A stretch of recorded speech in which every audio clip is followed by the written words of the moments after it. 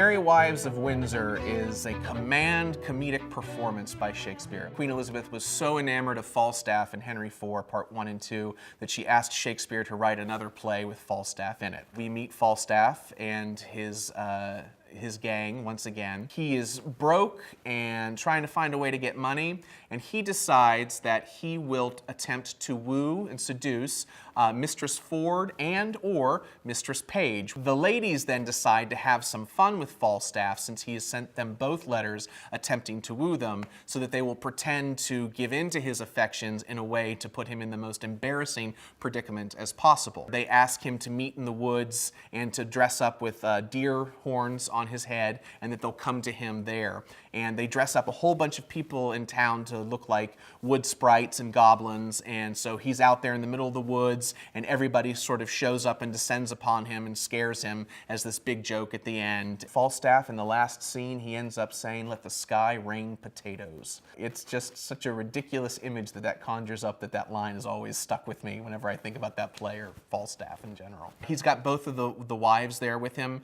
at that moment, so it's the idea of excess and having his cake and eating it too, and I think that the idea of potatoes raining down upon him sounds appetizing to him.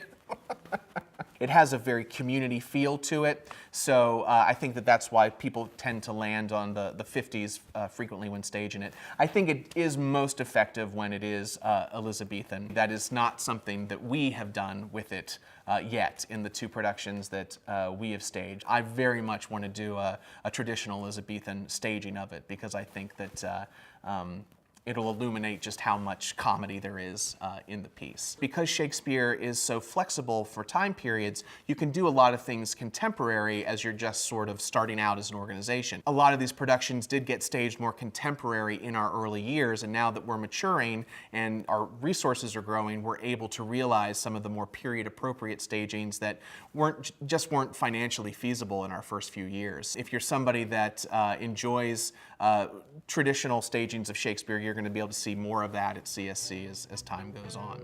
But always with a balance. I think that it's interesting to see, here's what it looks like when it's historically accurate, here's what it looks like traditional, and here's what it looks like when you turn it on its ear.